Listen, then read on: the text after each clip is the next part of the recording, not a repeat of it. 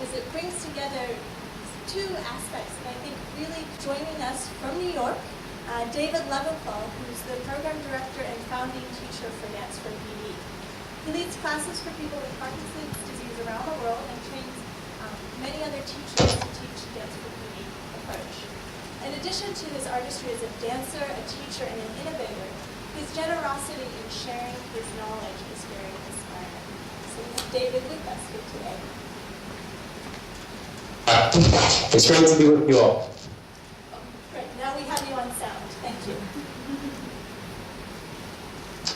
Thank you for the kind introduction. It's great to be with you all. I wish I were there in person, but thanks to the magic of technology, you can see me. I can't see all of you, but I'm going to assume that there are some people in the room. Yay! Yes, we have a nice group of people here. Good. Well, thanks, and thanks again for the intro. So, David, would you be willing to tell us a little bit about the background of the Dance4PD program and how you see research evolving internationally? Sure. It's so interesting to us because when we started, I think science was probably the last thing from our minds in terms of how the program originated. We were approached by a local community group called the Brooklyn Parkinson Group, which until 2001 had been offering a monthly support group. And at that time, the founder of the group, a woman named Oli Westheimer, had been thinking a lot about ways to get the members of her group to connect in a different way and to connect outside of the Parkinson sphere. I think she was aware that people were spending a lot of time thinking about and talking about Parkinson's, and she wanted to figure out a way that they could explore their humanity outside of the chronic condition that they were living with.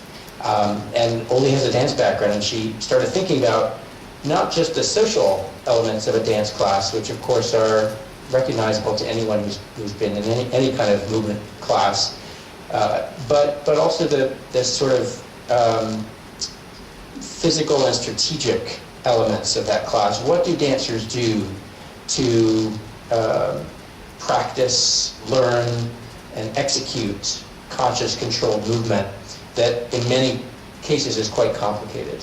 And she felt that there was something in that. If we put professional dancers in a room with people with Parkinson's, that there would be some kind of interesting exchange. I don't think she had any sense that this hunch that she had would grow exponentially into an international network of classes that are based on a similar model.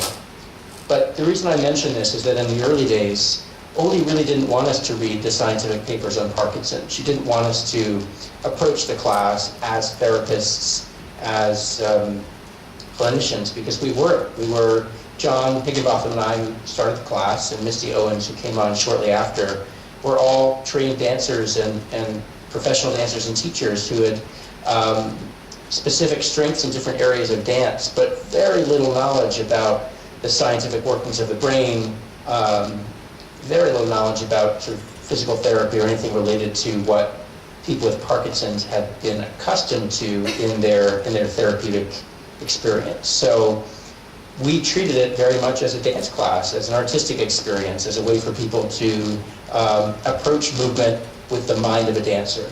And we still very much stick to that, although there's a lot more focus now on the research component, which I'm happy about. Great, thank you.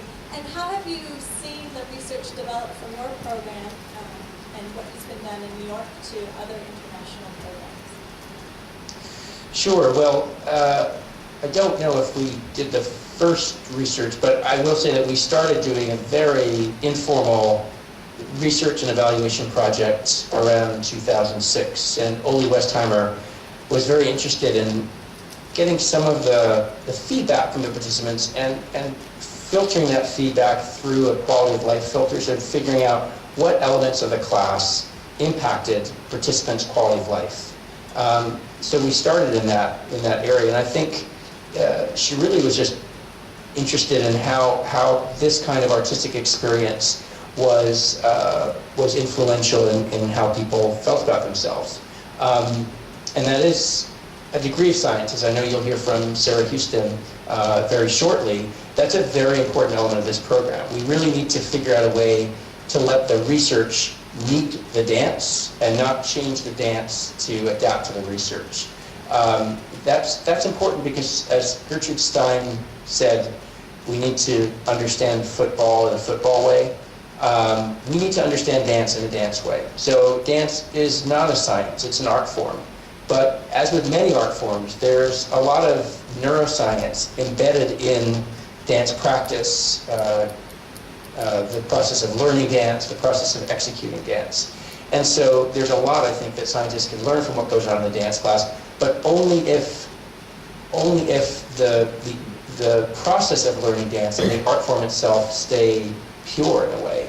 And I think through all of the incredible work that you have done, that other people in the network have done, the program has remained very much in the world of dance, which is perfect, I think, for scientists to come and study it, because it really gives people a window into what happens in dance and what it is that dancers do that relates to neuroscience, relates to neurology in the case of Parkinson's.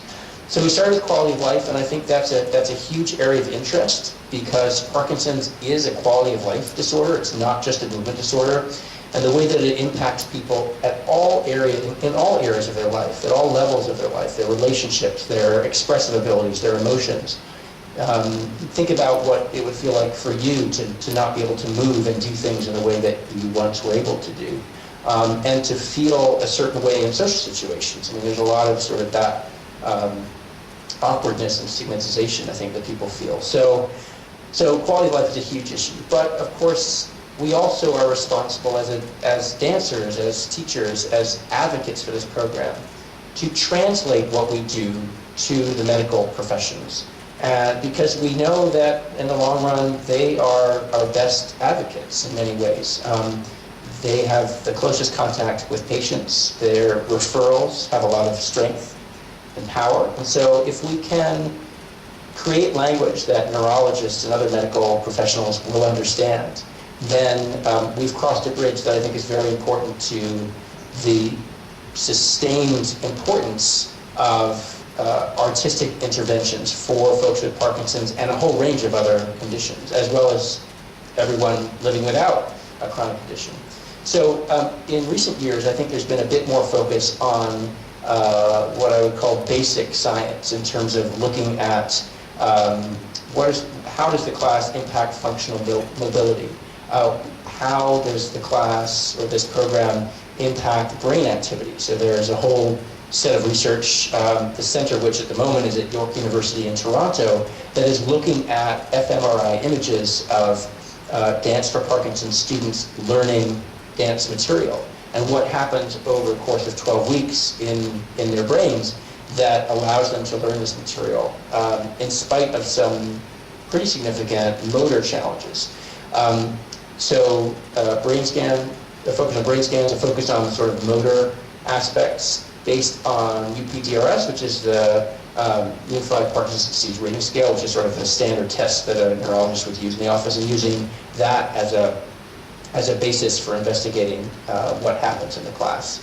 And we're also seeing studies that combine several of these elements. And Sarah will talk to you about her research, which is a mixed methods approach, which I think is incredibly smart for this kind of project, because Parkinson's is a mixed methods condition. So to use both sort of qualitative aspects of journaling, video study, interviews, along with the kind of measures that a physiotherapist would use, and looking at that as a whole picture is a great way to go. We're seeing more of those studies, I think, because people are realizing that we have to approach dance from a multifaceted scientific perspective, because dance is a multifaceted art form.